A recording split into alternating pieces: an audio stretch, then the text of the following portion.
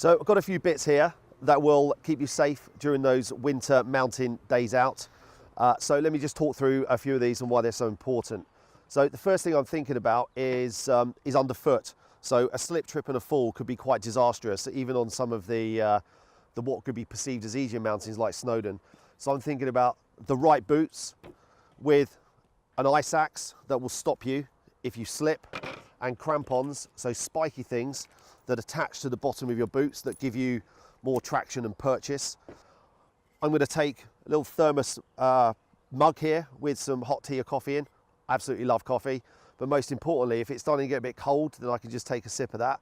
That keeps me happy. That means that I'm making really good decisions. A couple of energy shots. When you get towards the end of the day, it's quite hard out there. If you're trudging through some snow, the energy levels are down a little bit. Quick boost, that's going to keep me moving forwards, or someone else that's within my group, for example. Some goggles on those high wind days when you're getting a bit of stingy face, when that snow spindrift and that high wind is there in your face and you're trying to look at your map. So actually, a set of goggles will really help you out with that. Bigger gloves, and I've also put an elastic strap on as well, so that if I do have to take my gloves off, and believe me, I don't really want to unless I have to, if I do drop it, then it's going to catch and it's not going to disappear off the side of the mountain. Nice warm hat, just a little head torch, just in case that day extends out beyond where I thought. You know, things may go a little bit sideways, it might not go quite to plan, so I can just illuminate the path on the way down and help keep me and all the others that I'm with safe. A little bit of waterproofing, that could be keys, that could be phone, you know, car keys getting wet, that's not the greatest thing in the world, so just going to keep things waterproof. What we call as an ouch pouch, just I'm trying to keep things as waterproof as they possibly can and organised as well to minimise the faff. So in here, blister plasters, a bit of spray plaster, a few other bits as well, could be sun cream, you never know. So that will sit at the top of my rucksack. From a mapping perspective, I'm never going to take my eye off the ball here. So I've got the big map, the active map that sits in my rucksack that gives me the whole of the range of area that I'm going to. Actually, in the winter, different ball game, I want the reliability of a GPS.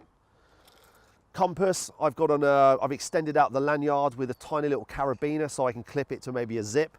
So that still gives me the range I want if I'm taking bearings. If I drop it, it's not going to disappear off the side of the mountain, and then I can just tuck it back as well. I'm not having to worry about having to maybe try and grab it out of somewhere. And my primary navigation aid is going to be printing off the route on A4 waterproof paper, so I've got it to hand as well. This blows away, I've got backup. This disappears, I've got backup. So I'm belt and braces with all of this stuff as well. Now from a shelter perspective, I'm going to carry a group shelter just in case the weather picks up and it becomes a bit nasty out there, or if there is an emergency, I can just pop this up and I can just sit under it, have my lunch, have a cheese roll, Jaffa cakes, bit of coffee, maybe an energy gel, who knows, sort my kit. And I'm going to carry, this is a Blizzard survival jacket, they do some amazing kit.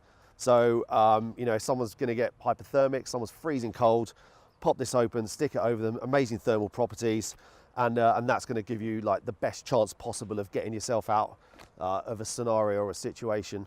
So look, it looks like a lot of kit's going on here, but actually this is about keeping you safe out into the mountains and taking some personal responsibility and making some really good decisions.